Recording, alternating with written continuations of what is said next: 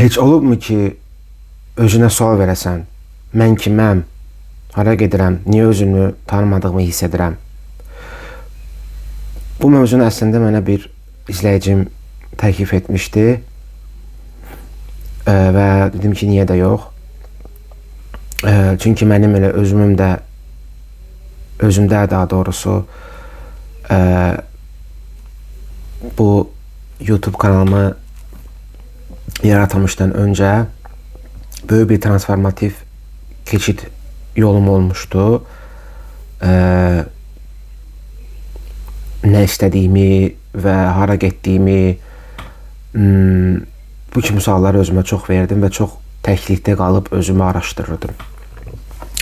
Videonun da mövzusu elə budur, niyə özümüzü tanımadığımı hiss edirsən? Niyə özünü tanımadığını hiss edirsən və nə eləmək olar? Daha doğrusu ilk addım nədir? İlk addım məncə çox sadədir.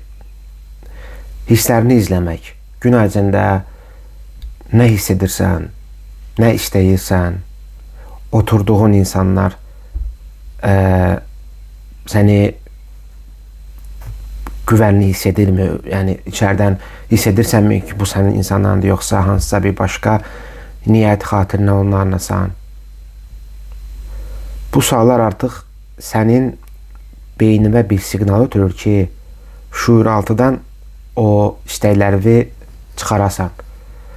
Və gün ərzində də bu sualların cavabı ya hadisələrlə, ya da ki sizin qarşınıza çıxan insanlarla cavabı gəlir. Yəni yolda gedirsiniz, metroda qulaq asırsınız ki, məsələn, oradan cavab alırsınız və yaxud da ki, taksidə fərq etmir.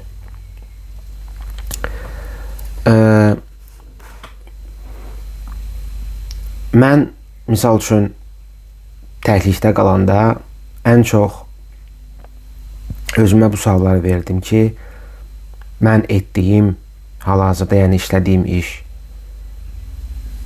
məni qane edirmi? Yox. Bilirdim ki, mən burada pula görə qalıram və özümə xəyanət edirəm. Və mənim əslində yaradılış fəlsəfəm bu deyildi ki, mən orada işləyim və ömrümün sonuna qədər bir şəfə qulluq edim və s. Mənə başqa əslində belə deyim, numerologiya və başqa alətlər kömək elədi. Taro misal üçün. İndi hər kəsdə fərqlidir. O dövrdə həm də mən çoxlu kitabları oxuyurdum.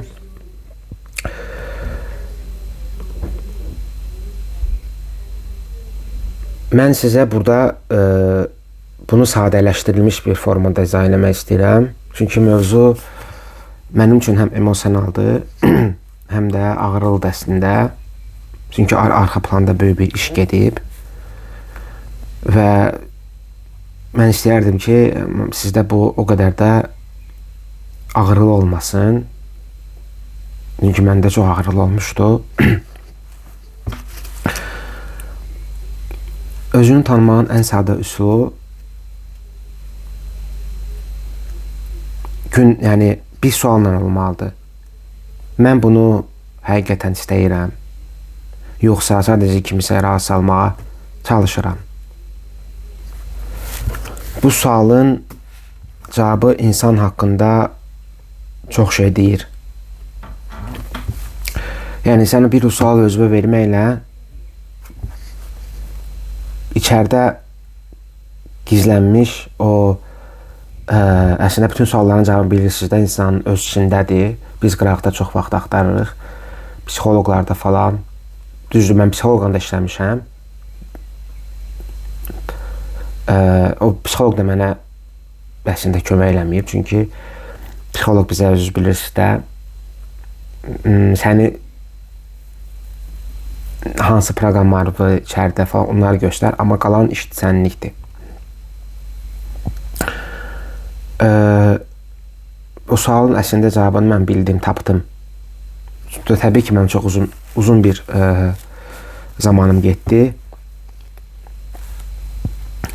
Sonra mən anladım ki, xeyr, mən bunun üçün yox, mən daha böyük bir məqsəd üçün yaranmışam və o məqsədə qulluq eləmək istəyirəm. Din də mənə bu mövzuda çox böyük bir kömək elədi. Təbii ki, din o zamanda mənim dayağım yox idi, heç kəsdən dayağım yox idi və din mənə o vaxt yeganə bir sütun idi ki, məni ayaqda saxlayırdı. Təbii ki, İslam dini, Quran falan bunlar təbii ki, Allah artıq elə bildim ki, mənlə danışır. Rəqəmlər falan 16, 16, 12, 12, 17, 17, 23, 23, 22, 22 cavabları orada tapırdım. Çünki biz dəyişmək istəyəndə artıq bizə yardım edirlər. Yəni bir qüvvə var. Mələk deyək. Mən mələk deyirəm. Onlar bizə yardım edirlər. Tək ki, sən istə. Çünki dəyişim içərdən başlayır və çölə təzahür edir. Ən böyük səhvim nə idi? Və ən böyük səhv nədir? Düşünürəm. Bir çox insan özünü tapmağa çalışır, amma özünü tapmaq lazım deyil. Çünki sən itməyibsən. Sadəcə uzun müddət öz səsini eşitməyibsən. Özünü dinləməyə başlayanda özünü də tanımağa başlayırsan. Bunu burada yazmışam. Böyük bir kitabdan. Düzdür. Mən özümü dinləyəndən sonra artıq təbii ki, meditasiya da kömək eləyir. Bilmirəm, bəziləri biz mən canlı efirlərdə də soruşuram. O qədər beynimizin səsi var ki, biz meditasiyada gedə bilmirik. Ki, beynimizi sakitləşdirək ki, özümüzü eşidək. Əsl içimizdəkini mən misal üçün öz kamramla eşidirdim içəridə. Nə deyirdi mənə? Sonluq. Uzun biləmək istəmirəm əslində. İstəyərdim uzun danışım, çünki uzun mövzudur. Ancaq yormayım sizi. Əgər sən də bəzən özünü tanımadığını hiss edirsənsə, unutma. Özünü tanımaq təbii ki, bir günün işi deyil. Amma dediyim kimi, addım çox sadədir. Özünə qarşı tam dürüst olmaq. Özünə qarşı heç vaxt xəyanət eləmə. Biz çoxumuz özümüzə qarşı xəyanət edirik. Özümüzü aldadırıq və sonra da özümüzü bağışlaya bilmirik. Mən niyə bunu etdim deyirik. Ömür əslində bizim üçün çox qısadır və biz bu qısa ömürdə çalışmalıyıq ki, başqalarının gözləntini doğrultmamaq üçün yaşayaq. Əsl nə istədiyini etmək. Təbii ki, sənə cəmiyyətdən gələcək negativ. Onlara heç bir fikir vermə, əziz dost. Heç nəyə fikir vermə. Mənə çox şey dedilər. Mən burada olmazdım hal-hazırda.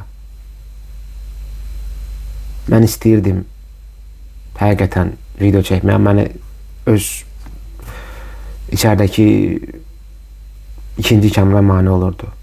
Kimdə sənə baxan, sən kimə lazımsan deyirlər. Amma görəndə ki, həqiqətən izləyicilər suallar verir, mənə həqiqətən bu ilhamlandırır. Və görürəm ki, bu yol keçən tək mən deyiləm. Çoxumuz bu yolu keçirik. Və sonda demək istəyirəm ki, əgər bu videonu bəyəndinsə, bura qədər izlədinsə, öz fikrini şərhdə yaz. Əgər bu mövzu maraqlıdırsa, abunə ol. Belə mövzulara mən toxunuram. sizdən sadəcə kanalımı bəyənmək istəyirəm. Bu mənim üçün böyük bir dəstəkdir, böyük bir motivasiyadır. Məni ilhamlandırır ki, mən də belə videolar çəkeyim, çünki bilirəm necə olduğunu, nə hiss olduğunu. Özünə yaxşı bax, fikirləri gözləyirəm və növbəti videoda görüşmək ümidinə. Sağ ol.